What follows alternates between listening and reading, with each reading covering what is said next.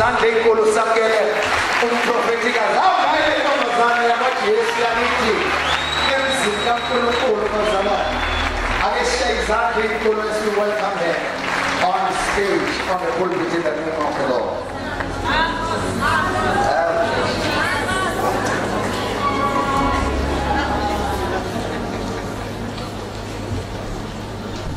Hallelujah, bazalwane. Ngiyacela nje ukuthuma kakhulu ukubingelela ubaba uMpostoli Nyandeni nomama uMpostoli Nyandeni, the founders of Ntshukumo nabazali bami. When I see them, I see my destiny fulfilled.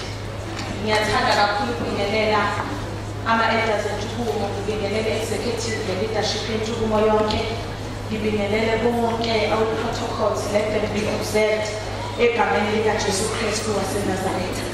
Ngibingelele yonke i-540 ngibingelele ibandla egameni likaJesu. Ngibingelele amasosha enkambini egameni likaJesu. Ngibingelele abantu abangakwazi ukukhala emhlabeni, abanezimpi ngenxa yokuthi baya-understand ukuthi they are in the field. Kodwa uma sebefika enkandini lakhona bethola ithuba lokukhala, ngiyabingelela amasosha egameni likaJesu. Ngiyabingelela amasosha ezimpi egameni likaJesu. Abantu abangakhali phambi kwabantu, abaningi ukuze bafike enkambini bazokhala.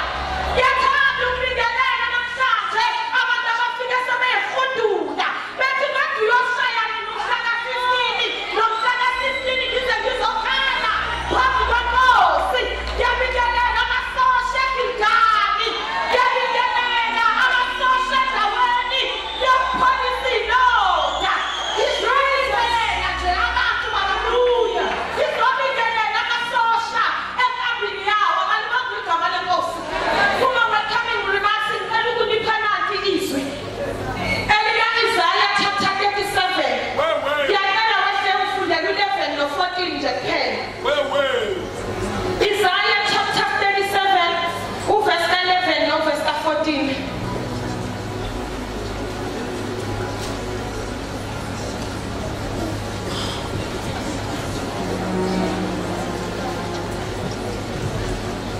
Chapter 37, verse 11 and 14. Isaiah chapter 37, verse 11. Bheka, wena uzwile okwenziwa ngamakhosi ase-Asiriya kuwo onke amazwe ngokuwachitha. Pho wena uyakophulwa na? Verse 12. Onkulunkulu balezo zizwe ezachithwa ngobaba igozani 14. uHezekiya wayamukela incwadi esandleni sezithunywa wayifunda. uHezekiya wayesenyukela endlini kaJehova wayeneka phambi kukaJehova. Verse 15. Yabona, uHezekiya wayamukela incwadi esandleni sezithunywa wayifunda. uHezekiya wayesenyukela endlini kaJehova wayeneka phambi kukaJehova. Incwadi esiyifundayo kuthiwa bathi sekunyaka ka-14 wokubusa kwenkosi uHezekiya kwafika inkosi yase-Asiriya. Kuthiwa yabe seyanyuka yawuhlasela u-Israyeli, yonke imizi eyayibiyelwe kwa-Israyeli yayihlasela yayithatha. Wabe sewaphuma ngezansi komfula wathamindizela uHezekiya ezela wathi ithemba lini leli themba onalo na? Bheka, uthemba udondolo lwalo mhlanga ofecelile waseGibhithe na? Noma uma nithemba uNkulunkulu uJehova wenu, ngisho nama-althare aphakanyiswe uHezekiya yini kanye nalezi zindlu azakhile. Balibonga igama lenkosi. Wathi nicabanga ukuthi nizokhuleka kwi-althare bese izinto zenu ziyalunga yini? Lithi-ke iBhayibheli ngesikhathi inkosi yase-Asiriya ihlasela uHezekiya kwakunemibuso eyayi-powerful ngaleso sikhathi, umbuso wase-Asiriya nombuso waseGibhithe. Inkosi yase-Asiriya mayifika